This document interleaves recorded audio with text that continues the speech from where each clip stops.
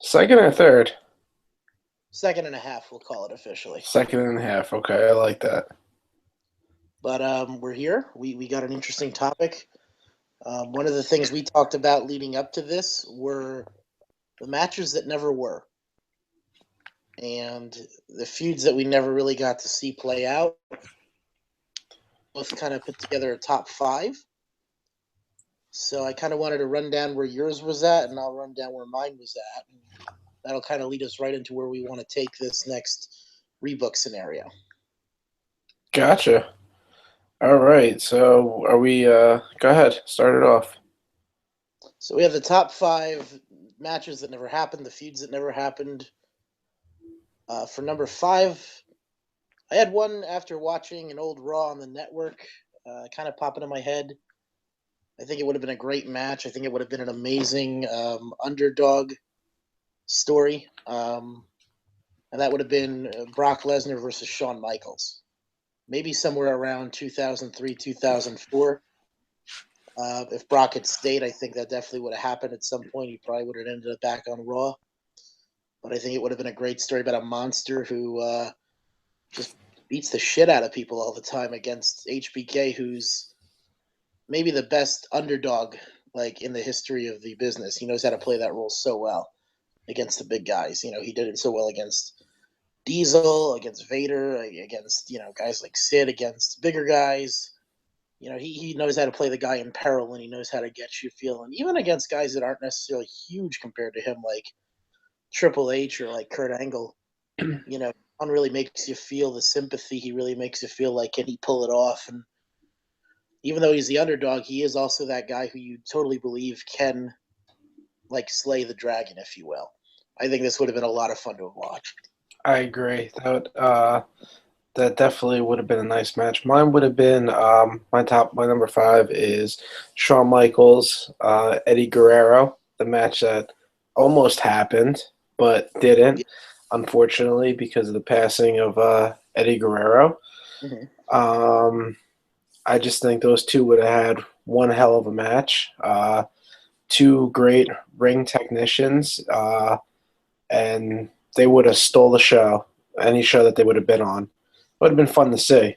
Yeah. I mean, was there a specific time frame where you would want this match to have happened? Or I know there were a lot of rumors that it was going to happen at 22, but when Eddie died, obviously they had to restructure a whole lot of different things. Was that when you were thinking it was going to happen, or were you thinking about maybe a different timeline where that happened some other point?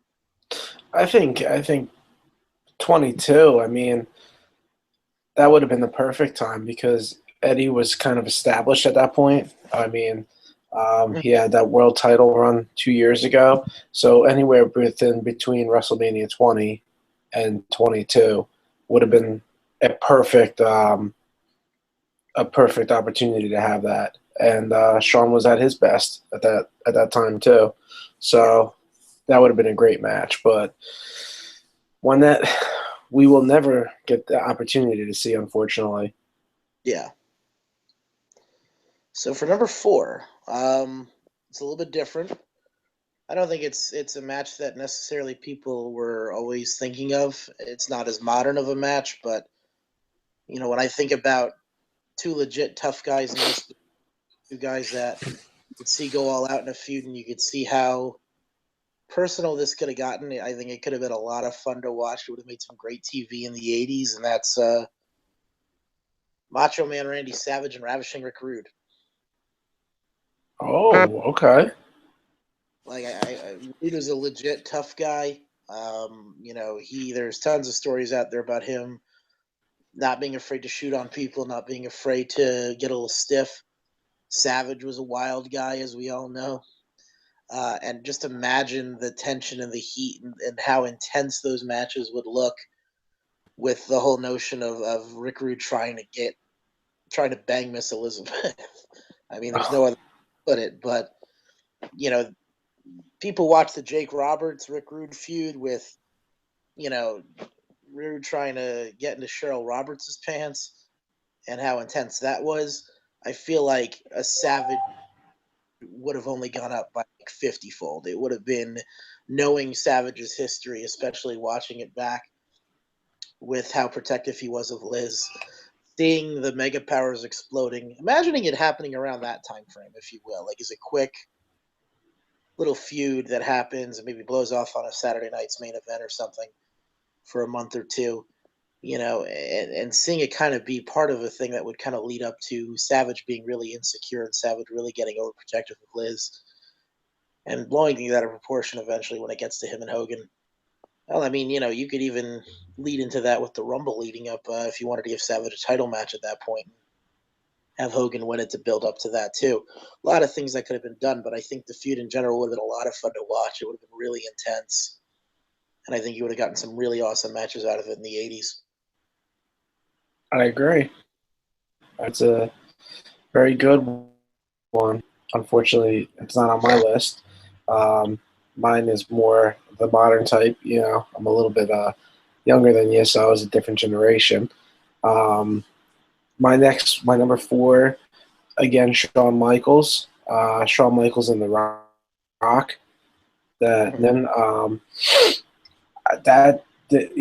There's no excuse. They were both under the same promotion for how many years. That's a match that, imagine the promos leading up to that match, how awesome that would have been. Oh, and the in-ring work, and I would probably have a heel Rock right around, when he was going to Hollywood versus Shawn Michaels around that time. Maybe right after 19, right around the 19 time. I think you could have got some fun stuff from that. But, these guys were, the mainstay for 2 generations. It would have been nice to see them link up, maybe do like an Iron Man match or something like that. So that's my number 4. Well, that's actually my number 3, so that's a perfect transition. There you go. Match that I probably would have had happen somewhere around 03, 04. I might have had it I would have had it at 19 when The Rock was a heel with his big Hollywood thing. Maybe not, because I think you needed Austin's last match to be against The Rock. And I think the Jericho and Michaels match was just too good to pass up. But I think I would have had it at 20. I think I would have had Shawn and The Rock kind of break off and do their own thing. I think instead of that handicap tag match with Evolution, I would have had Foley and Orton just go at it one-on-one, and I would have had Benoit and Triple H just go one-on-one for the world title. I mean, those are three huge matches. The only problem I see with 20 is if you go back and rewatch that, The Rock was not in any type of ring shape. He was winded. He needed a tag match at 20. Now, if he could have kept himself in shape and ready to go, then yes, 20 would have been perfect. But looking back at it to see how he was, probably not. But I guarantee you Shawn could have carried him. Yeah? I mean, if John Cena and CM Punk can carry The Rock when he was that winded in his second run in 2012 and 13, gassed about 3 minutes into both of those matches. And I mean, they were both pretty solid. I mean, the first Mania match with Cena was great. I think the title matches with Punk were pretty good. I mean, Cena Rock 2, it was okay, but I mean, I think a lot of that is affected by the fact that people were disappointed that, it was a sequel to a once-in-a-lifetime match. Yeah, that was terrible. We'll get to that at another point, but, I think that The Rock was not as out of wrestling form at that point that Shawn could have carried him easily to star match if he needed to get him there. And I think it just rounds out the card and gives you like a much better work rate in that situation. I think it would have been awesome to watch, and I think it would have been 2 guys who were in their prime. It's hard to see where else it could have happened. I mean, I would have loved to have seen if Shawn could have done it in like 99, 2000 if he was healthy, but he wasn't, and we don't play with the what ifs there. We play with if it could have happened at a point. So, and then I think you and I could agree on this that it had to happen at WrestleMania, not a SummerSlam. Oh, yeah. second-rate promotion or second-rate pay-per-view. It has to be. Well, it was either going to be a WrestleMania or Judgment Day.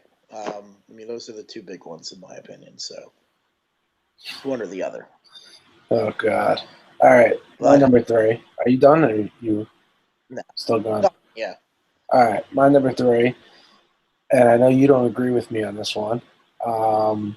My number 3 is a match that should have happened at WrestleMania 31, despite the card that we got. That was actually pretty good. Undertaker versus Sting. And not for the ring work, but just for the nostalgia aspect. Undertaker versus Sting is the match that we all wanted to see and that we never got. And WrestleMania 31 was the perfect time. I don't hate the fact that Sting fought Triple H. I don't hate that. I hate how it ended. But I think 95% of the world would agree with you on that. That they hate how it ended. I mean, yeah, it was terrible. in Sting, but that's the situation. I mean, you wouldn't have had Sting go over the Undertaker, would you? But a wrestling fan more with losing the Triple H in this first match. Makes no sense. At least, Okay. I mean, So, Well, yeah, I mean, the way the feud built, it was that the Authority should have gotten their ass handed to them. And of course, I think the one thing everybody hates about the Authority's booking is the fact that they always go over. they always go over. Always. But But yeah, that's a match that I think should have taken place at that point because it was, it could have happened. They were both under contract. Obviously, would I have liked to see it in 1999 or 2000 or 2005? Yeah, absolutely. But WrestleMania 31, when they were both arena in the same building at the same event under the same promotion, it should have happened. mm-hmm. Whether the match would have been good or not. Yeah, I never got the feeling. I never got the thrill of a Sting Taker match. I never really. I could live without it. Right. I never felt like, oh man, I need to see this match happen. Yeah, I don't know what it was. It just never clicked with me. Um, I mean, they were to me like I would have loved to have seen Sting fight other guys. I think Triple H was a decent option. I think I would have liked to have seen him fight even a guy like Shawn. I think a lot of it for me is that I remember a lot of Sting as him being the more colorful guy rather than the darker character. Right. But like I don't know, is that the only reason why people want to see it, or what's the deal? I mean, I've seen Sting fight plenty of big names from WWE. I mean, but they were always in WCW. It just never clicked with me. But I think it's because their gimmicks were so similar that it just would have been kind of cool to see how those promos would have went down, to see how it would have played out. The build would have been the selling point of the event, not so much the match. sure, yeah, no, I definitely agree with you on that. So we're number 2 on my list. I had another match that I think WrestleMania 31 would have been the perfect place to have this match, and that is Brock Lesnar and Daniel Bryan, the WWE title. Again, like I mean, this would have been in my scenario.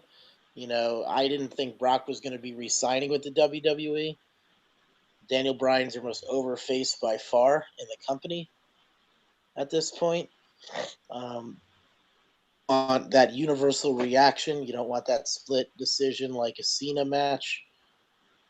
You don't want the overwhelming outpouring of boos of the Roman Reigns at the end of your show. Yeah. You do you do like the biggest underdog getting the shit kicked out of him for 20 minutes, taking the beating, and you know Daniel Bryan will definitely be willing to take that beating in that match, regardless of his health at all. And then getting in those shots, making a comeback, and somehow overcoming those odds, and maybe somehow pulling off the impossible and getting the Beast to tap out to the yes lock, and watching like 80,000 people just going berserk at that moment. I mean, the way they were building up Brock is like this unbeatable force. You know, the little guy who does it, the little guy who doesn't quit, little guy who, you know, is just a better technical wrestler, even though he's completely outmatched in every way, shape, or possible in the match, pulls it off. Moment, and it would have been an even better match. I think with those two, it would have been absolutely phenomenal to watch that spectacle. I'm actually kind of happy that you said this match because my number 2 is Brock Lesnar versus Daniel Bryan, but at SummerSlam. SummerSlam, when it was supposed to happen. Now, I like the scenario that you just laid out, but let's be realistic. Daniel Bryan is not beating Brock Lesnar. Now, at WrestleMania 31, Daniel Bryan would have needed to beat Brock Lesnar. SummerSlam, you could have got away. It would have been perfect for Brock Lesnar to beat Daniel Bryan. You have a heel Lesnar going against the biggest, most over guy in the company that the company has seen in a while. And you have these guys going up, and you just see Brock Lesnar destroying Daniel Bryan. Now, not to the extent that he did John Cena. I still want Daniel Bryan to put up a fight and, you know, have a couple oh shit moments. He might actually pull this off. But I think the ending of the match should have been more maybe like F5. Bryan kicks out, and you're like, damn, he's not going to put him away. And then Brock just Germans him 100 times, and then F5s, and just does like a nonchalant pin and puts him down. That would have really gotten some heat on Brock Lesnar, and it really would have changed the whole company, the whole direction that the company ended up going in, because instead you had Daniel Bryan going out with injury, Cena versus Lesnar, really for the second time since Lesnar's return, and you took your biggest heel, and the crowd turned him face for this match, and he went with the face run after that. I think having him going as a heel, taking the title off of Daniel Bryan, and in the manner that which he does it, would have been perfect. Either way, your scenario, my scenario, I just would have loved to see the two go at it. It would have been very reminiscent of Punk and Brock at SummerSlam. So that's an unfortunate one, because now we'll never see that one either, unfortunately. Would you have it lead up to Reigns beating Brock at WrestleMania, or what would that? How would that whole play out? Really? No, not Roman Reigns. Roman Reigns just. Now, let me ask you a question before I answer that question. Yeah. That I pull out, take heat off of Roman Reigns.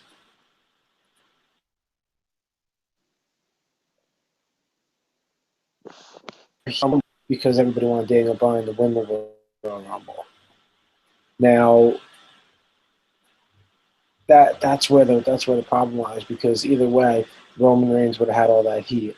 So no, I don't. I would have kept Seth Rollins taking it, not pinning Brock Lesnar, pinning Roman Reigns. That's how I would have kept it like that. But you still build to the Reigns Brock match at WrestleMania. You don't. You have to. You have to. Okay. There's no other options. Okay. No other options. Well, I mean, I don't know if you like at that point. Unless you could do Daniel Bryan, Brock Lesnar too. Could do that. I mean, I don't know. You try to build to a rematch with that. I don't know if you, you know, since it's been now 3 years between Cena and Brock, if you try selling that as the main event of WrestleMania, I don't know if you try doing the Undertaker program with Brock leading into a rematch for the title, and Taker puts it all on the line against him for the belt. Now that would have been stupid because not calling you out, but you're not going to have. Let's face it, Undertaker's never losing at WrestleMania again. So you would have had him lose I wouldn't consider twice. that. You would have had him lose twice at WrestleMania because let's face it, he's not going to beat Lesnar at WrestleMania at 31, is he? I think he does. You Yeah, think he does? I do, because he did win the match at SummerSlam. I think what you would have done, and again, the situation would have played out probably where Brock was not renewing his contract, was the assumption. But Undertaker in the situation where he says, "You can retire me, or I could retire you, but give me I want the title match." Here's the And I problem want I see with that. We had a really, really good, excuse me, we had a really good outcome from WrestleMania 31 because we got to see the summer of Seth Rollins, and instead of getting that, you would get the spring/summer of Undertaker. Well, I don't necessarily know if you would get that. I think that Taker, with the way his schedule works, is I could very well see him getting the happy ending at Mania and losing the title to Seth in a shocker the next night on Raw, or I could see him losing it at the next pay-per-view with a cash in, and then still having Rollins going over as the guy who for the title via sneaky cash in. I think gets him just as much heat as it is stealing it from. I think it gets Rollins to be a bigger heel than if he stole Roman Reigns' moment. Yeah, For sure. that's that. Yeah, You know, you got a good point there. but I mean, I don't know. I like the idea. I think Brock becomes instantly a much. Brock does not turn face or tweener like he is now in a scenario where Daniel Bryan and Brock fight at SummerSlam. Right, exactly. I think that's what Vince envisioned, and I think he would have gotten what he wanted much better if Daniel Bryan is laid out completely by Brock Lesnar at SummerSlam. Not put up a fight. Yeah. Like the same match that he had with Cena, you just replace Cena with Daniel. And yeah, I think for where you're building that up, I think it would have been a thing that definitely would have gotten the crowd where you wanted them to be in terms of who they're siding with. I think it was a huge jaw dropper for everybody. People were also really happy. At least half the crowd, is always really happy to see him get his ass kicked. So, I agree. We both agree the match should have happened at a point. I think they would have been effective both ways. Right. I agree. And so number one, my number one match that never happened. I think we both have the same one here, so I guess it could lead right up into it. I had Stone Cold Steve Austin versus Hollywood Hulk Hogan, WrestleMania 18. Stone Cold Steve Austin versus Hollywood Hogan, WrestleMania 18. And this would have been the biggest matchup, I think. And I don't want to take anything away from Rock versus Hogan. Rock versus Hogan was a spectacle. Rock versus Hogan was an incredible thing to watch. But one of the things I think the one thing that we both agree on, yeah, Rock wasn't the biggest star in WWE in the 90s. no, he wasn't. And I know a lot of things happened. This match was originally Austin Hogan was originally the first match conceived for this event, but the two could not work together. They couldn't agree on how they wanted this to go. But we're going to make this work. We're going to make this work. We're going to look at how WrestleMania 18, which is remembered in a lot of ways for being a one-match show, I think, and a match that was placed in the wrong spot on the card. I think that. Well, I mean, let's talk about WrestleMania 18 as it went right now, like how it actually. And now, before you get into that, I'm gonna say I actually enjoyed WrestleMania 18. Um, it was hard to live up to the hype of WrestleMania 17 because best WrestleMania of all time. But I thought WrestleMania 18 had some solid matches. I mean, I didn't think it was a bad show. I think there were a lot of things though that they got wrong, and yes, I agree. and I think that the show could have. I could have stood up a lot better. 18 is like if you look at 17, 18, and 19. 18 is the weakest. 18 is definitely the weakest. 17 and 19, I think, are both argued by a lot of people as being the two best WrestleManias ever. I agree. And 18 is just kind of lumped in the middle of it. It's like watching a trilogy and then watching the second part just be a complete disaster. Right. It's not a disaster, but it's just very, very underwhelming in comparison. 18 has this incredible moment with The Rock and Hogan in there, and then everything else surrounding it is kind of underwhelming in comparison. I will Right. say, I do love the Ric Flair versus Undertaker match. I think that is a great brawl. Oh, and that needed to happen. That I was think, that was a great call right yeah, there. Austin versus Scott Hall. Even when I heard about the match, I was like, that is so underwhelming. And no But you disrespect. know what pisses me off even more than just that match? The fact that Kevin Nash didn't even have a match on the card. He was uh, valet for Scott Hall. And I mean, how do you not have Nash on the show? How do you have not Nash appear at a match? I mean, Nash, he's not the best worker, but he's a name. He's a huge name. I think Austin versus Nash would have been a much more exciting feud to watch, in all honesty, because those two. Nash is great on the mic. Right. I like watching Mike. He, I could listen to him talk all day. He's a terrible worker, but I think Austin could have carried him to something decent. Hall and like Austin, his heart just wasn't in this. Very obvious. He picked the guy who he thought was going to be the better worker, but with all due respect to Scott Hall, Steve Austin deserves to be in a mega match at WrestleMania. And nothing against Scott Hall again, but the way he was positioned, that match was third or fourth biggest on the card. Steve Austin should be no lower than the second biggest match on the card. And in this particular one, he should have been the biggest match on the card. You know? Yes. And it should have been the main event, not the main event that we got. And we talked about this on the last podcast. Triple H Jericho. First of all, it shouldn't even been the match for Jericho or Triple H. And it definitely shouldn't have been the main event. So I'm gonna just read down the card. So and then we could get into what we would have done differently. So for the first one, you had on, I think it was on Heat, Too Cool, Rikishi and Scotty 2 Hotty, and Albert defeated Mr. Perfect, Lance Storm, and Test. Jacqueline was a special guest referee.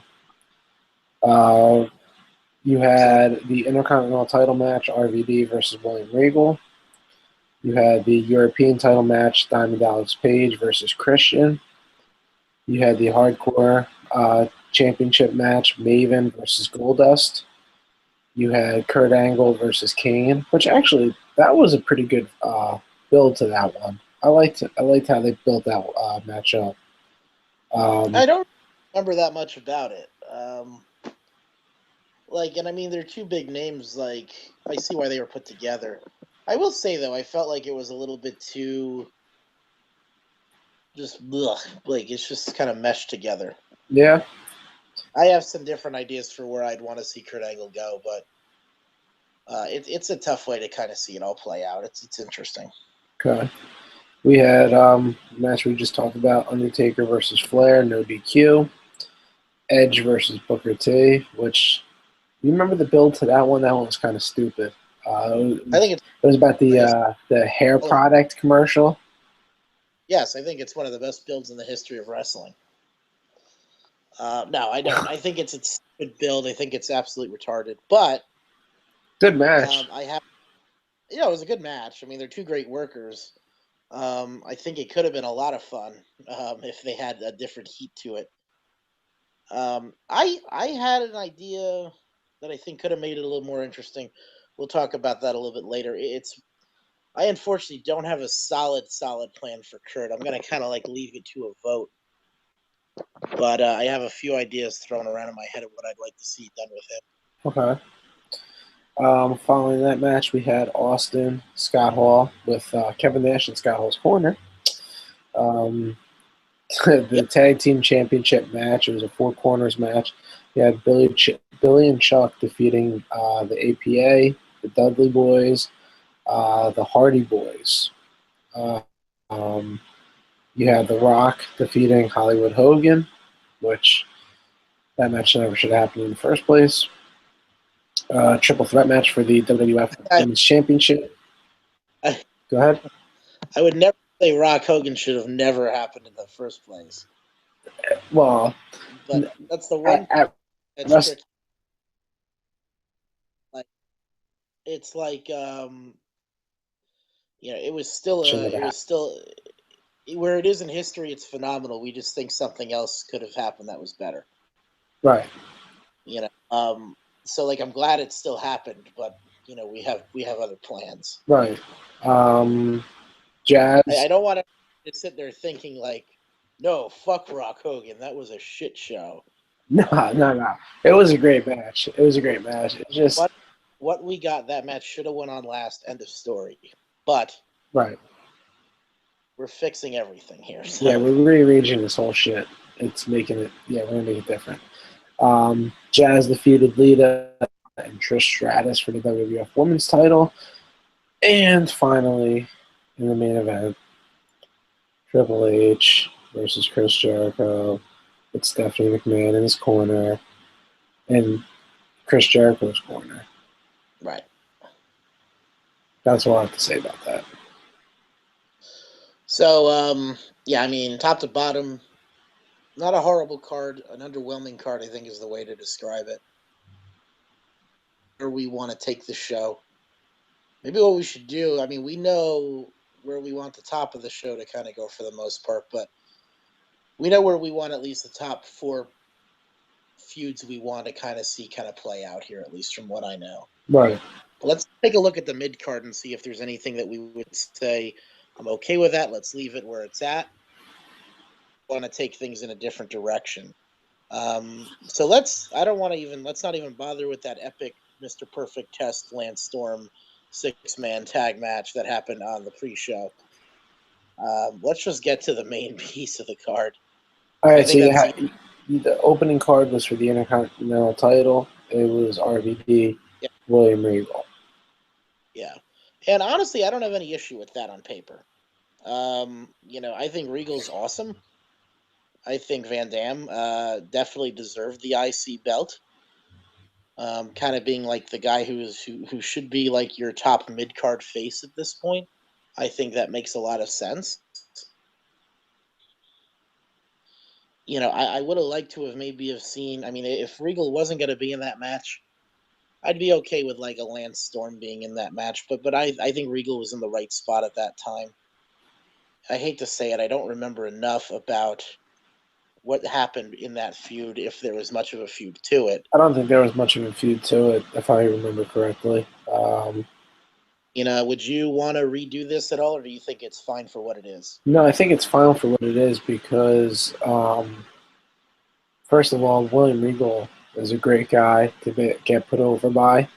RVD needed that coming in from ECW, being kind of the shining star of ECW. And it was nice for him to get his first WWE Championship win at WrestleMania. And no, I have no problems with it. I probably would have built it up a little bit more, made it a little bit more special for RVD, especially if this is a guy that, you knew you were going to use and push, and I probably would have built it up a little bit more, maybe not have opened the show with it and gave it a little bit more of a push. But that's just me nitpicking. Otherwise, I have no problem with it. Okay. So the match 2 is DDP versus Christian for the European title. Right. Maybe now I probably would have opened the show with that match. People would have been too pissed with that. I think RVD winning the IC belt's a pretty good opening moment. Okay. I think that's pretty good. I think that's a good placeholder. I think that's a good moment. I don't like that the IC belt opens WrestleMania for the second year in a row, but it's a hot match. It's a good mid-card match. I think there's not a match that it's big enough where it's a good opener. It's not like you're opening up with shit, but it's also not a match that's so big that you're like, why the fuck is this opening? Like when the World Heavyweight Championship was opening up WrestleMania for like 2 or 3 years in a row back in the years. Right. Right. I remember sitting there with you and everybody else watching and wondering to ourselves, like, why in the fuck is a world title match kicking off WrestleMania? Right. Like, I mean, is that exciting? The first time I saw it, like, yeah, okay. But when it's like repetitive and it's like the world heavyweight title match opens up the show, you're kind of like, you got to be shitting me. Like, it's the world heavyweight title. That match should be going on in the heart of the show, in the middle of it, or like, if the WWE title is going on last, it should go on second or third to last. Like, it should not be curtain jerking WrestleMania. No, I agree. DDP defeats Christian for the European title. Not TDP, but DDP. Yeah. Got. So what do you think?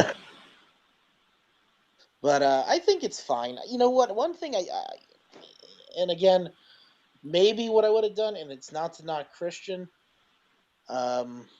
If we wanted to give the European title more exposure, one thing I might consider doing is having Regal and Christian switching roles and having Regal as a challenger to the European title. Okay. I think that would have been a lot of fun to watch. I mean, I think Christian, I don't know, however, if Christian, if RVD beating Christian is big enough of a moment, I think Regal has more credibility than Christian at this point. Right. I think Christian was fine in if he was doing a hardcore battle royal, like a comedy match like that. I would have thought about maybe. Hell, I would have maybe even put. Okay, now I'm starting to get a little bit out of whack here, because now ideas are flowing. I think I would have. I think I might have done DDP versus Regal for the European belt. I think I would have had Regal go over Page in that match. That was when he was doing that positively Page gimmick, where it's not a bad, good thing. Right. And I could see some goofy moment where Regal wins by cheating, and they ask Page how he feels, and he says, "Well, I didn't lose the belt fair and square, so I guess that's a good thing that I'm not bad enough where I lost the title." But I could see. I think Booker would have been a good IC champ for RVD to beat, actually, and get him out of the shampoo program. Okay. I like that. And we can leave Christian off the, maybe put him in a pre-show match or something. Yeah, I mean, I hate to say it to do to Christian. I love Christian. I would have probably put Christian in that hardcore clusterfuck match that ended up happening. Maven versus Goldust. Yeah, but if you remember throughout that show, it turned out 74 other people won the hardcore title throughout the night. Yes. I probably would have just made that a huge battle royal thing, like they did, that hardcore invitational. Just do that again. I mean, I would say is it original? No, but we had 18 Money in the Bank matches. We have the Andre the Giant Battle Royal every year. It's an excuse to get everybody on the show. Just do it. Just throw Christian in there. In that case, maybe have him go over to give the guy a little push. But yeah, no, let Christian take the belt. Let him win it in a surprise. Let him have some fun with it. But he didn't really start getting pushed until around WrestleMania 20. Once he cut his hair and changed his gimmick. Once he stopped looking like a creepy little bastard, as Austin called him. Yeah. He definitely started to have more credibility. Right. Now we have Kurt versus Kane, I think, is the fourth match on the card. Nope. You missed one. Which one did I Maven miss? Goldust. Maven Goldust. Well, I thought we were just talking about doing the hardcore thing. Okay, all right. I didn't know if you want to give that match any more time. But yes, Kurt and Kane is the next one. You know what? I'm mixed on this. I can go two ways with this. I've thought about this. I don't know what your thoughts are. Would you keep this, or would you be open to changing it? I'm open to changing it, but I'm open to keeping it too. I thought it was a decent match. Looking at the available talent, I don't know where else Kurt Angle would have fit. All right. Here are two Unless things. maybe like a Booker T or Edge. You know, I well, Well, yeah. Here. okay. Go ahead. Go ahead. Go ahead. Sorry, cutting you off. I apologize. Here are my two scenarios. Here's how I could see it playing out. My question for you is: do you remember who debuted the next night on Raw?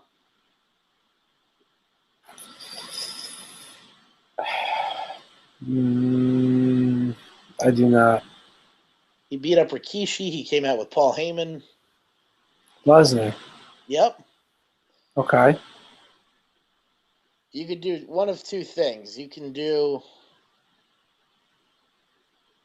Now, I could see this going two ways. You could either have Kane come out and say he doesn't have a match and that he wants to fight at WrestleMania.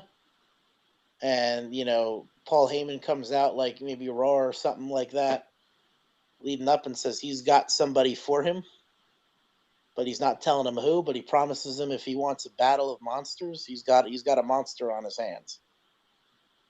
And that's when you debut Brock Lesnar as a surprise, and Brock Lesnar obliterates Kane into all pieces, and he's completely killed. He's dead. Because Kane, if you might recall, was injured for a few months after that. He was, yes.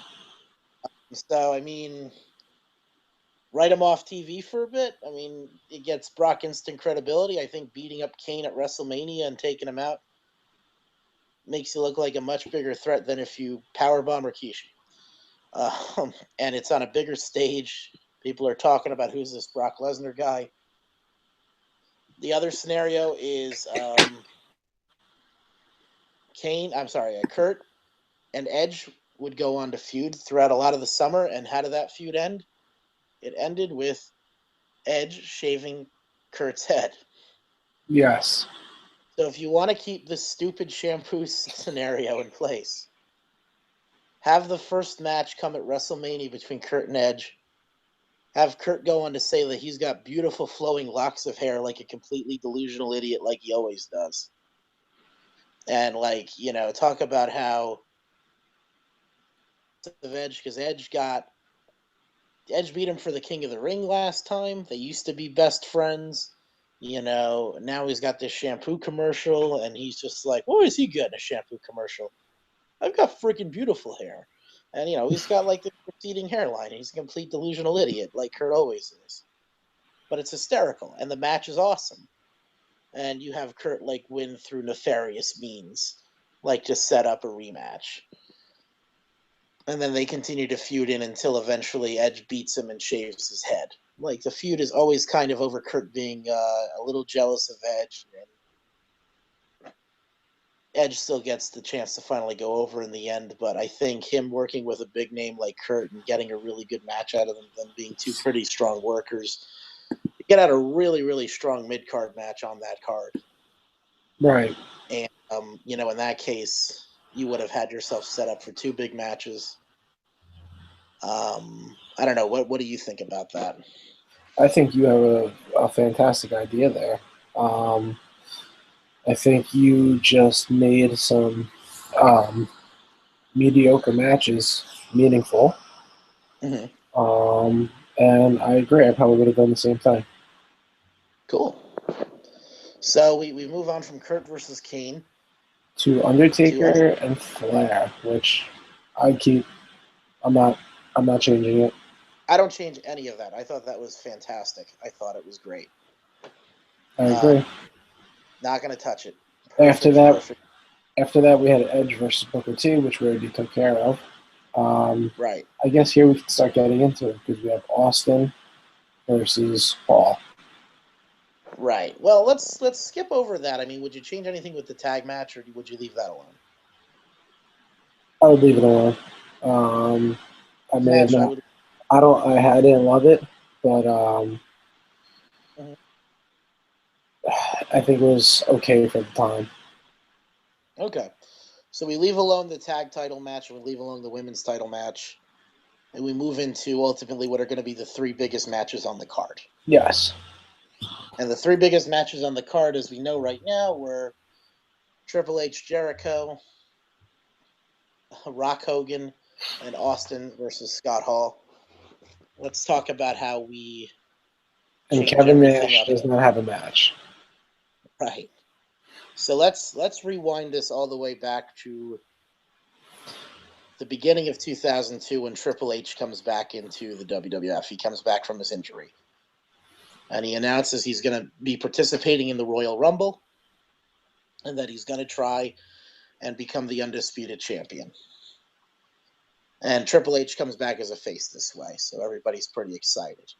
Right. Now, it's also been announced this night that instead of The Rock facing Chris Jericho for the undisputed title, Stone Cold will get a rematch with Jericho since they were the last two guys in the finals.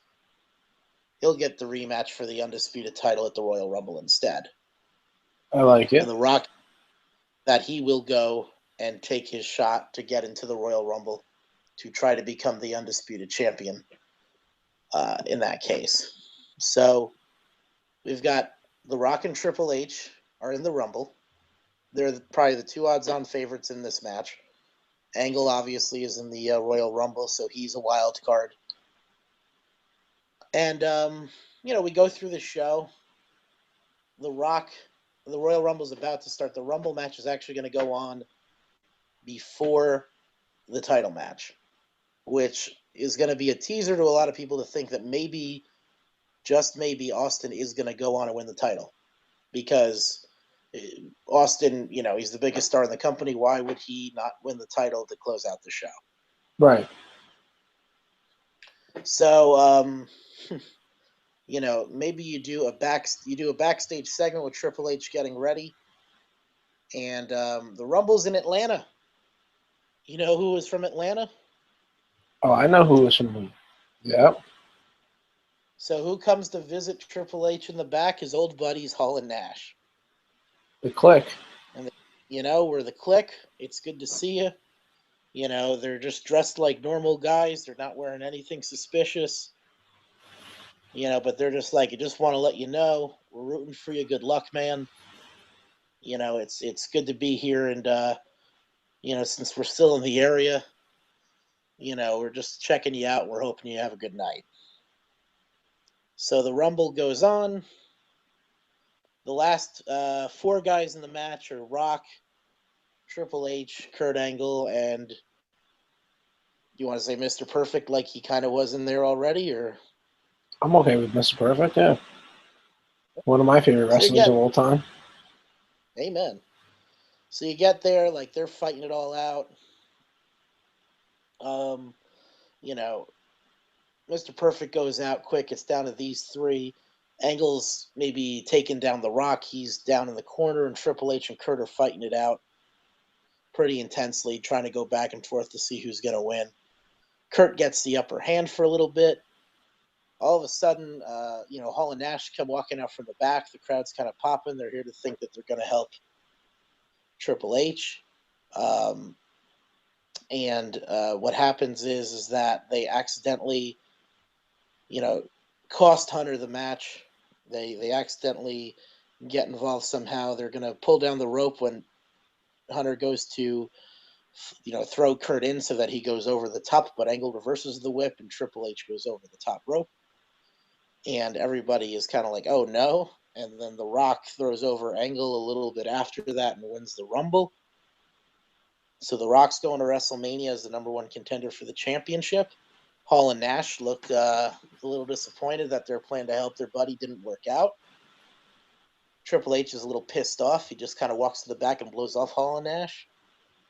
Hall and Nash kind of have this confused look on their face, like, hey, yo, what's going on? But they're all playing it up like, JR and the King are playing up that Hall and Nash are used to cheating and Triple H is trying to do it the right way this time, and, it backfired on him. And, but the important thing is that The Rock is the number one contender. He's going to go to WrestleMania and fight the champion. And that leads us into the world title match. Good back and forth match, about 20 minutes or so. Some point in there, Austin Hunter, he crawls over to try to make the pin. 1, 2, everything goes black. Lights come on. Austin's laid out. Jericho is on top of Austin. The referee is counting. And who's standing above the referee?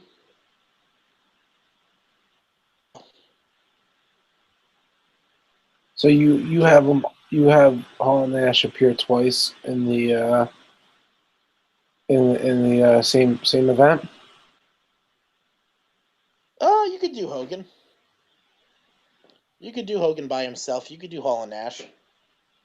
And you could do it where you could, because, the way it's going to build, there's going to be a build leading up to, look, like Hall and Nash haven't clearly defined themselves yet as heels. Right. Like, they're kind of playing it a little gray. But it's going to be coming out one way or another that Hogan's not working alone. Hogan is in Hollywood Hogan gear. He is not playing it neutral. Right. And I think the fans would know, too, that you just had Hall and Nash come out of nowhere and debut, and now you have Hogan debuting in Hollywood Hogan gear. We're not stupid. We're going to know. So you don't have to give it all to us right away. We know, Well, Hogan, Jericho makes the pin. He kind of runs away with the belt. Hogan beats down on Austin a little bit more, pulls out the spray can and brands him with the NWO logo on his back, and walks out of the ring. And the crowd is like, oh my God, he's back. They're back. The next night, Raw kicks off. Triple H is talking about how he was screwed out of the Royal Rumble. Nash explained to him that they were just trying to look out for their buddy.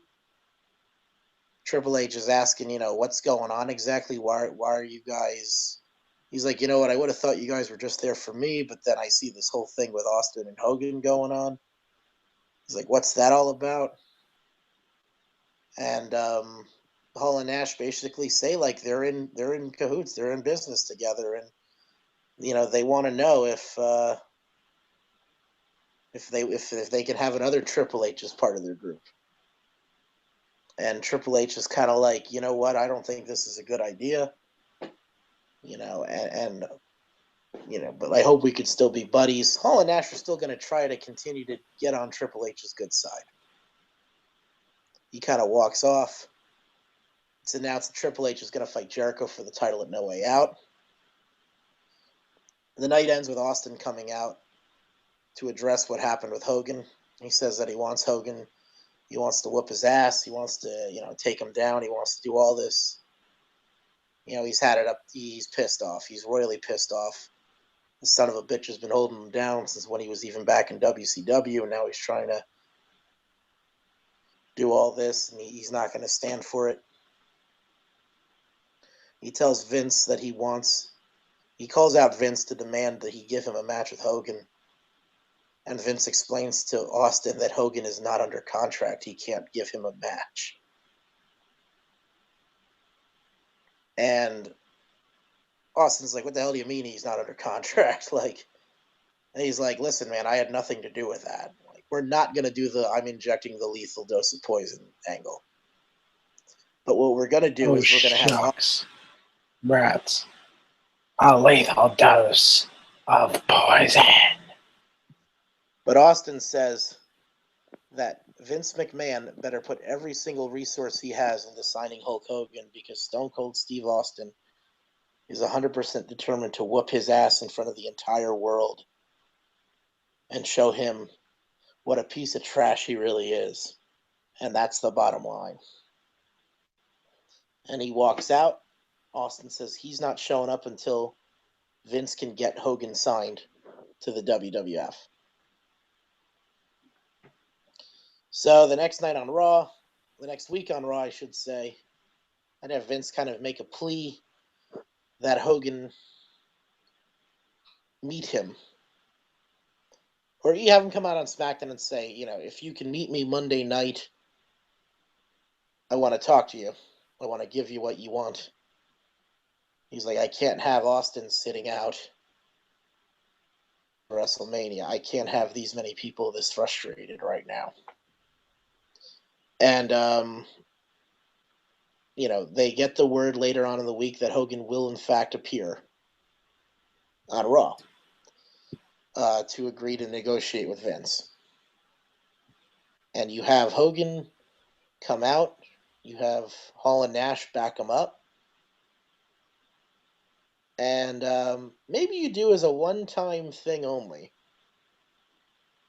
To help bargain with Hogan, Hall, and Nash on this negotiation.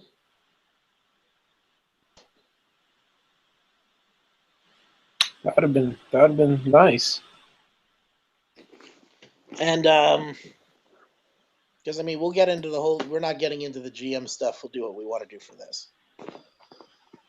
So Bischoff agrees that he will be the primary negotiator for Hogan to Vince. And you could see Vince is just so incensed the entire time. He just wants to fucking rape Eric Bischoff. He hates. And Vince being a complete idiot, he'd probably say, like, I just want to rape you right now, you son of a bitch. Because he's a more complete idiot. He just says stupid shit. But, the whole time they're going back and forth, here are the dates I can give you. Hogan, like, Bischoff counters it. Vince agrees to whatever. Then Hogan says he's not signing unless he signs Hall and Nash. Then Vince looks really annoyed because now he's got to spend even more money. But, he says, all right, well, you are my son-in-law's friends. I guess I could work out something with that. Because Steph and Triple H are not technically divorced yet on the show at this point. Right. And we're not going to do that storyline either. No. They're just kind of doing their own separate thing. So you get that. And then, the last thing that Vince says is that to Hogan that he will agree to all of their demands, but Hogan has to understand that he will have to face Stone Cold Steve Austin one-on-one in order to complete the negotiation. Like, they are going to have to agree that he will have that match with him. And Hogan says, I won't sign Austin does this. Like, he says, if Austin can do this, I will face Austin, and I will face him at WrestleMania, and I will only face him at WrestleMania. He says, Hulk Hogan holds out for the biggest pay. Hulk Hogan's the biggest star in the history of this business. Hulk Hogan's not wrestling Steve Austin at No Way Out. He says, I fight him at WrestleMania, but I only fight him at WrestleMania if Steve Austin can do this. And that is Steve Austin, partner, and he has to get through the outsiders at No Way Out. And Hall and Nash are like, we're perfectly fine with taking out taking out Austin. They're just excited they're back working in the WWF. But, like, what they're here to do, it's not about destroying the company. It's about taking care of business. And they even say, maybe in their own way, that they're here to do what's best for business. Oh, God. Start that earlier? So, Vince says, all right, well, Austin will have to find a partner. And all of a sudden you hear, if you smell what The Rock is cooking, The Rock comes out and says The Rock doesn't have a match for No Way Out yet. The Rock would love nothing more than to take down Big Daddy Cool Diesel and the bad guy Razor Ramon and be Stone Cold's partner to whip their candy asses. And Vince says, well, I mean, if Austin's fine with that, I'm fine with that. You got your match. So your double main event for No Way Out is going to be Triple H and Jericho for the title, and Austin and The Rock versus the Outsiders, where if Austin's team wins, Austin gets Hogan at WrestleMania 18. So you move into that. Before the title match goes on before the tag match. And again, Triple H is confronted by Hall and Nash, and they just say, like, listen, man, I know you want to do things your way, but we're still your friend. You know, we work together now again. But we just want you to know we're pulling for you tonight. We're rooting for you. And, you know, the match goes along. Triple H gets the advantage. Triple H hits the pedigree. Triple H looks like he's got this thing under control. And then Hall and Nash kind of storm the ring. And it's like a no DQ match or something like that. I don't really know. But they beat up Triple H. They take him down pretty good. And Hunter's really hurt. Hunter has to leave. And they cut to the back and they see who's in the back when they check on Triple H when he's getting into the ambulance. Can I take a guess? Yeah. Shawn Yes. Michaels. Yep. He was there to watch his best friend. He was there to check in with Hall and Nash. He was excited that the clique was kind of back together. And then he sees it go this way, and he just looks on when Hunter gets taken off into the ambulance and he's driven off and he's pissed. He looks unhappy. So the match is Austin Rock versus the Outsiders. You're going back and forth all night. You know, Hogan looks like he's going to make a run in. Attacks. He hits Austin in the back of the head with a chair or something like that. The Outsiders got Rock knocked out, but the referee's also knocked out. All of a sudden, HBK comes out. Boom, sweet chin music to Nash. Boom, sweet chin music to Hall. And he runs out, and the crowd's going crazy. You know, Austin's getting back up from the chair shot. Austin's about to get hit again by Hogan, but he ducks it, and he nails him with a right hand. He hits him a couple of other times and clotheslines him out of the ring. Knocked out from the chin music, but Nash is getting back up. Austin hits him with a stunner, pins him 1, 2, 3. Crowd's going nuts because it means Austin Hogan's going to happen. Shawn, meanwhile, is watching over. He's looking at these guys, and everything's set up. The next night on Raw, you know, Shawn comes out and he calls out Hall and Nash, and he says he had to do what he had to do because as much as he loves those two guys, they left him. Now, mind you, sorry to cut you off, but mind you, this isn't out of the realm of ideas either, because Shawn Michaels does come back 6 months later at SummerSlam. So you just kind of push up his return. Shawn was apparently ready to go as of 01, but with all of his drug issues, they wouldn't let him come back. Right. Now, let's let him do it. Shawn comes out, he explains, you know, he's always more loyal to Triple H first because Triple H stuck it out with him. You there? Yeah, I'm here. Oh, okay, my battery's kind of running a little low, but yeah, Triple H explains. I mean, Shawn explains that he's always more loyal to Triple H because Triple H stood by his side, stayed with him during the rough times. And while they were too busy trying to kill WCW and try to put the WWF out of business, you know, Triple H was by his side and they won that war. So he said that as far as he was concerned, you guys, you know, we're supposed to be friends. You don't treat a friend like that. That man is my friend. That man is my blood. That man is my family. And if you don't like that, I've got 2 words for you. And he walks out of the ring, and the seeds are starting to get planted that we're going to get DX versus the Outsiders at WrestleMania. You get Austin Hogan starting to build up their stuff. Austin Hogan, is getting a little bit more intense. They're talking about how Hogan left the WWF in the 90s. He went on to rule in WCW. There was this little kid who thought he should have had a shot, but Hogan never thought anything of him. And he was right all along. He was this punk named Stunning Steve Austin. And Austin talks about how Hulk Hogan walks in and he doesn't give him the opportunity he deserved.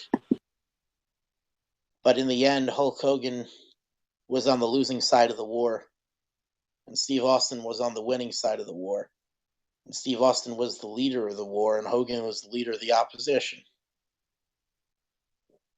So what he's saying right now is that, he's got a lot of personal issues with Hogan. He's got a lot of grudges against him, but he's letting it all out.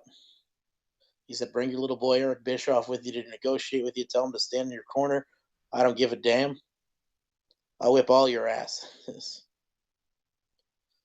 And it's funny, Vince tries to come out and says, like, well, I'll be in Austin's corner if Bischoff will be in Hogan's. And Austin looks at Vince and says, shut up, you're not standing by my side whatsoever, you son of a bitch. And he stuns him in the middle of the ring and says he's doing it alone. Because even though that's a fun scenario, we all know Austin, he's a loner at heart. And that gets you to Mania. You get your DX versus Outsiders match. I have the Outsiders going over. I have X-Pac kind of coming in and kind of doing the, like, he's kind of stuck in the middle thing.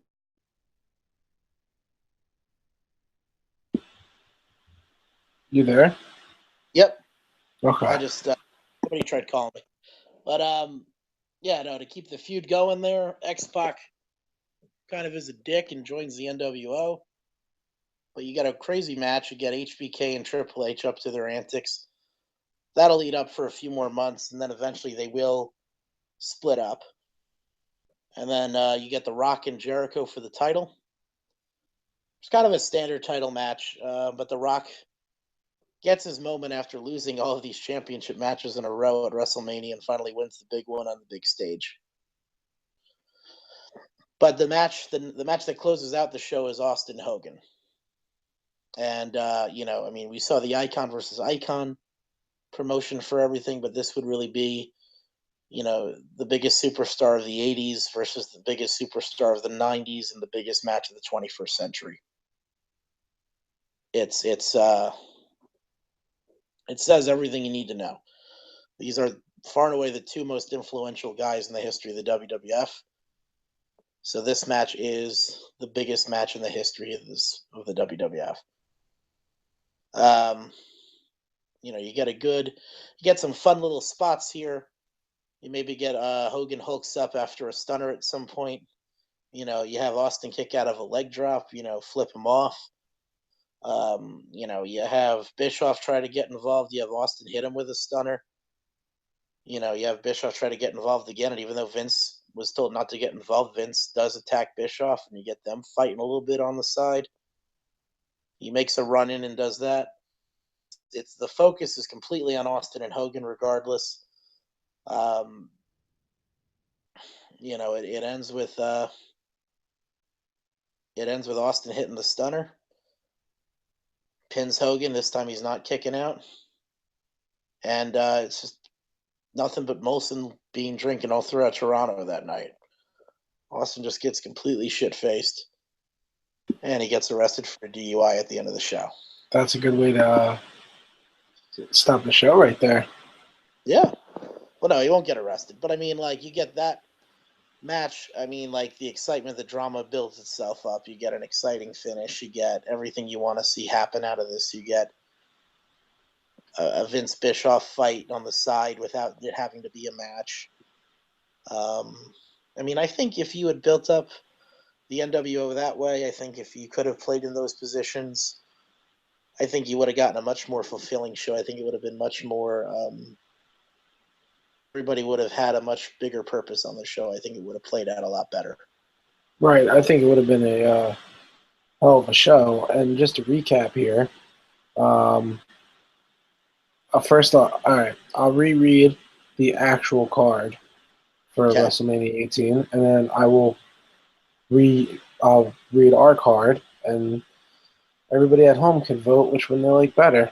So the original one you had RVD, William Regal, DDP versus Christian, Maven, Goldust, Angle, Kane, Undertaker, Flair, Edge, Booker T, Austin, Hall, tag team match, Brock, Hogan, women's match, and Triple H, Jericho.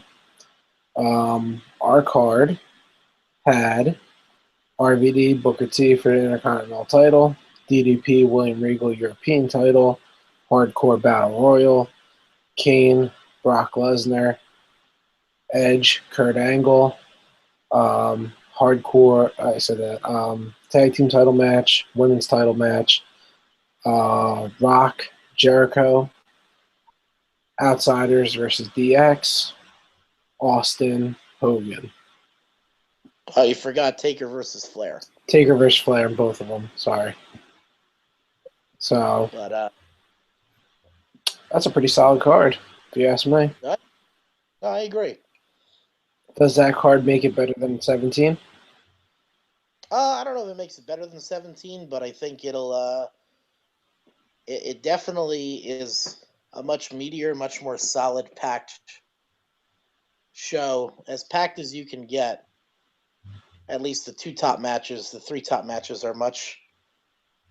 I think that it gives it a run compared to Austin Rock 2, Taker, Triple H, and I think a Hogan Austin and a DX Outsiders is a much. I think that looks bigger on paper, actually. Yeah. But I think 18. It looks like a much stronger trilogy of WrestleManias than what we actually ended up having in the middle of that set of three. So, because it was, and you get your DX and NWO match, just minus Hogan. So yep. the match, Oh, yeah, I mean, one of the matches that was everybody always wanted to see. A lot of people will say, with all due respect to The Rock, in '98 when the WWF was taken off, Austin and DX, I think, were considered by a lot of people to be the two biggest acts in the company. So, I mean, they're getting the chance to fight the biggest act in WCW. Right. And, The Rock is kind of like this guy who's in his own element. Like, he just rises above the rest of it. So The Rock does deserve that moment. The Rock deserves the chance to say he won the championship at WrestleMania. We'll give him that. I think that's a pretty nice compensation he'll get. Yeah, like you said, I mean, he, aside from the recent years, and correct me if I'm wrong, but aside from when he beat John Cena, he never won the championship at WrestleMania. He lost to Austin at 15. He lost to Triple H at 2000. He lost to Austin at 17. No title match 18. No title match 19. No title match 20. And he was gone for 7 years. So, yeah. Yep. No, I mean, the only event he ever won was at 28, and that wasn't even for the title. Yeah. Oh, yeah, he never had the title. He lost the title. That's right. Yeah. So, I mean, yeah, I think you give The Rock that one feel-good moment where he wins the title at WrestleMania. It's a good moment for him. Card spreads out pretty nicely in that case. I agree. Yeah, no, I mean, that's definitely a nice card. Now, getting into a little bit of current stuff. How did you feel Payback went down? I thought it was fine. I mean, I thought the AJ Reigns match was pretty strong. Oh, It was a great match. no pun intended. That was a phenomenal match. I think I was happy with it. The rest of the card was just kind of like whatever. I thought they handled it well. I mean, I just kind of want to see what they do with the rest of this build up with the club versus the family or whatever they're calling themselves. So stupid. But you and I talked about it yesterday, and you made a good point that, if you're building up to a Shield match and the Usos keep picking up victories, what's the point here? Right. It makes no sense. They need to get their. Yeah, they kind of to them. You there? I'm here. Yep. Okay. No, yeah, I think that quite frankly, the Usos need to get taken out, and they need to figure out a way to. Hopefully, when Seth Rollins is back, I really want to see them try to do something with the Shield. I mean, I think the club versus the Shield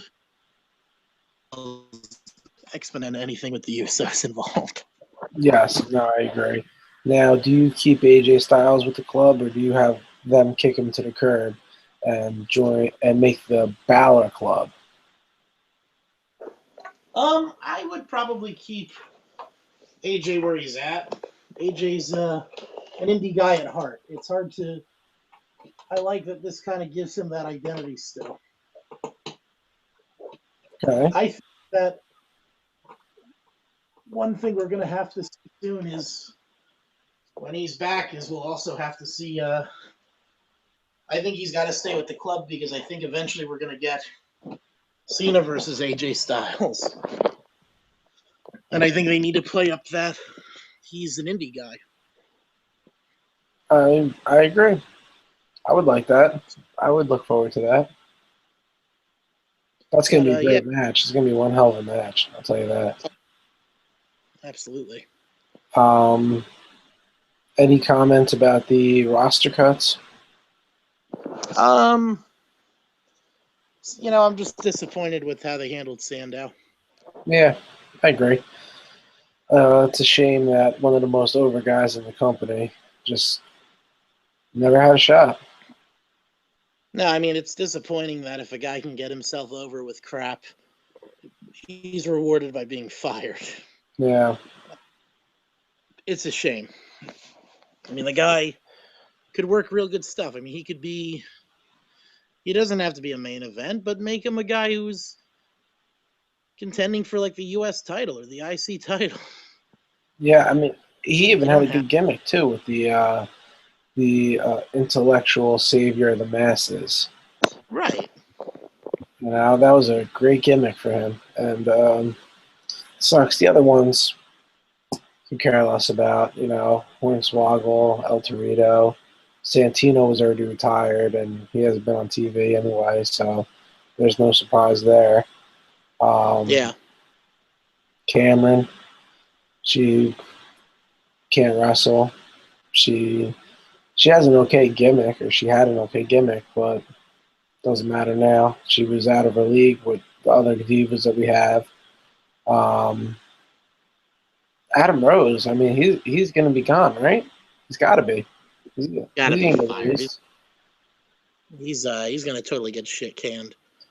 That sucks, man. I was liking the stuff he was doing with the Social Outcasts. That's a shame. Yeah, no, I mean, he was funny. I mean, he was really getting entertaining, actually. But for some reason, he decided he wanted to be Stone Cold Steve Austin, I guess, and turned into a wife beater gimmick. Yeah, it's a shame. I mean, you just witnessed his whole life really spiral out of control in a matter of a month. It's really sad. Yeah. Sad to see. No, it's a shame. Yeah, I mean, I know there were some other big rumors. Have you been hearing this thing? They're saying Lillian Garcia got released. I also heard another rumor that she was not released. So yes. I don't know which one is the case right now. I really hope she's not, even though she messes up everybody's, entrances and can't get anybody's name right. I like her. She's hot. She's almost 50. Did you know that? I imagine she's been around forever. Yeah. She doesn't look a day over 25. Well, there you go. Um, So yeah, I mean, the product right now, I think it's getting better. I think there's still some things that got to be worked on. I'm not totally invested just yet, though. I'll be perfectly honest. what do you think of Stephanie and Shane? What do I think of Steph? And Shane running the show together. I think it could have been a lot worse. I think they're doing okay with it right now. I think that I kind of like in a weird way that they're playing up that Steph's kind of being sympathetic towards Shane.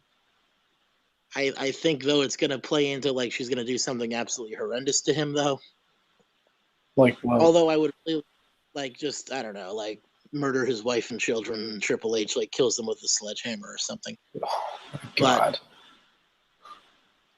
No, but I mean, they're gonna do something where she's gonna be nice and sympathetic to him, and like he's gonna take his guard down, and then Triple H will beat the shit out of him or something like that. Much rather, Steph learn to appreciate and love what Shane's doing, and Triple H gets really pissed off because he realizes that he thought Shane was out of the picture and he was gonna have his chance to run everything, and now that Vince's actual son is back, he's actually going to take the company. He finally got rid of him, and Triple H just snaps and becomes like this mega heel who goes so out of control, like he's gonna actually like really really hurt Shane, and Steph's like torn between her husband and her brother. I think that'll play out perfectly. I think that would be amazing. And like just getting the idea that like she'll actually for the first time maybe see who we like think is the real Triple H. He's just this power hungry piece of shit who married into the family just so that he could run the company.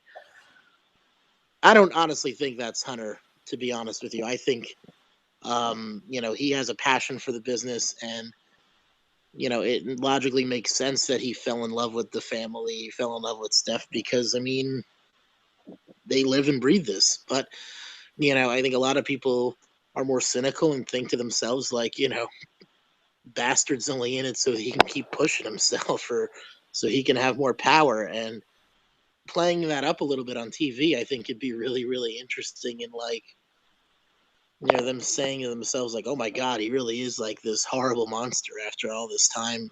It could be really interesting. Yeah, I think it's going to be cool the way it plays out. I think we're definitely going to see a huge payoff here. At least they're, building towards it. Have you seen the pictures of Stardust turning back into Cody Rhodes? Those teaser pictures. No, I haven't. Oh, they've been posting them on Instagram, and the rumor is Cody Rhodes coming back. No more Stardust. What's your take on that? I think that's fine. I think we've already got a Dust. We don't need a guy ripping off his older brother. I agree. Cody Rhodes is great. I love Cody Rhodes. He needs to be his own guy. Right. He's the son of a plumber. He's Dusty's kid. He's Goldust's brother. He's actually got a very large. I mean, we talk about Goldust, and Goldust, always has my sympathy because, it's like any second generation athlete. Like, when you're like, I mean, it's hard to describe, but when you're the best, like one of the best at your sport, at your profession, and you're the kid coming in, how do you stand out? How do you differentiate yourself? You have to become something completely different. Right. And he achieved that. I mean, Goldust might not be like, Goldust might not be like considered by wrestling historians to be like, oh, he's top 5 all time or anything, but truth be told, just like the catchphrase, we'll never forget the name of Goldust. Right. Like that guy has been around 20 years, and Goldust is a very memorable character. Goldust is, I think he's gotten better as he gets older, which is a rarity. I mean, he's put on some of the best matches of his career in his mid to late 40s. In this run that he's been on since he came back in like 2013. And he still entertains me. I love watching the guy. He's hilarious. Right. Anything else? I think that's about it. I think we should one day try to book What If Goldust won the title. Oh my God. No, this could be believable at a certain time. I'm more willing to do that than some of your other ideas. So, well, next time we're going to be doing What If Hulk Hogan was in ECW in the 90s. No, we are not doing that. And we'll also be doing. We'll also be doing. What was the other one that you suggested? Jericho keeps the title. Right. But you also suggested another one that was a little crazy. No, I didn't. And are you talking about Virgil wins the title? No. Right. No, we're not doing that. What if Virgil wins the WWF title? No. No. No, I think that was definitely one of the ones that you suggested. I did not. You suggested that one. But, yeah, what are we doing for our next one?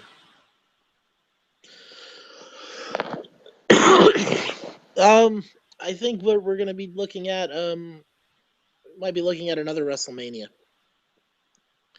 I think we might be looking at WrestleMania that a lot of people consider the worst WrestleMania of all time. And that's WrestleMania 9. I think that this was a card that was just a mess, but I don't think it could have been as big of a mess as it actually ended up being. Right. I think the things he could have done with this that could have made this really actually work. And I think one of the things that, another thing that I think that this will kind of kick off, if you will, with us, is I kind of want to look into that whole beginning of the new generation. Okay. In the WWF. So, in 93, Vince sits out Randy Savage and makes him a commentator permanently. Right. This Savage is so frustrated that he bolts to WCW when his contract runs out.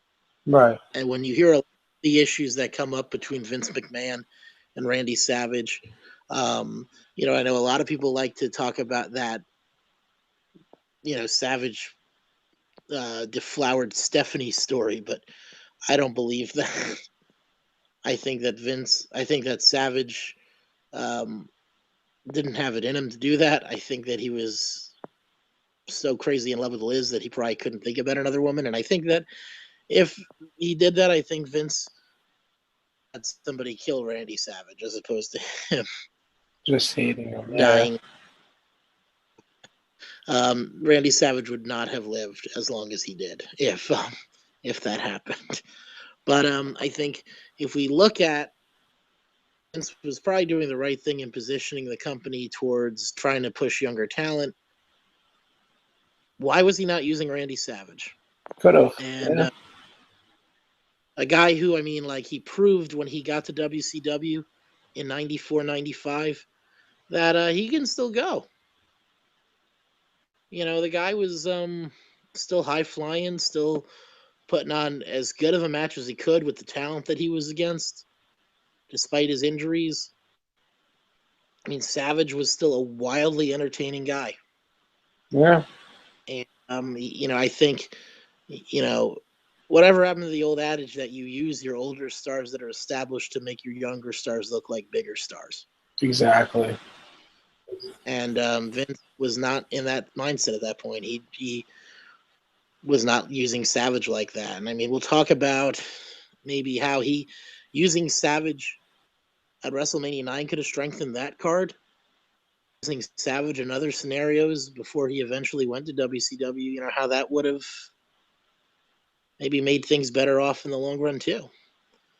I think that's an interesting topic to look at. So we'll look at 1993 and 1994 of the WWF, but we'll primarily focus on looking at WrestleMania 9. Okay. I think WrestleMania 10 was a strong card. I don't think there's a lot of things I'd want to change on that. But I think that it will spurn a different conversation the way that I think that the match is.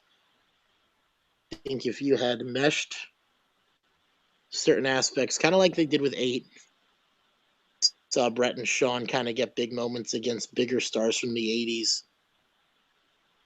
You know, but also using those bigger stars from the 80s while using your bigger stars from the 90s to create a card that would have really looked a lot better than what they were trying to do at the time. Right. Because, hell, they don't have that problem now. If anything, Vince always wants to go back to the 90s or the 2000s.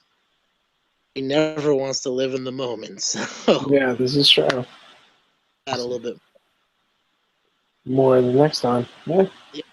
And we'll talk about how Randy Savage taking off in WWF will lead Hulk Hogan to become more extreme. No. Nope. All right. Well, I think that about wraps up this one. I think you should put it to Twitter, Rockwell.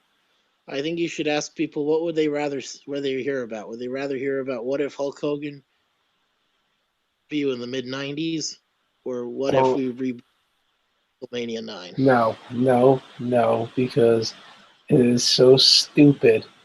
Your idea for it is terrible. We are not doing that. It is not terrible. It is the best with what we have to work with.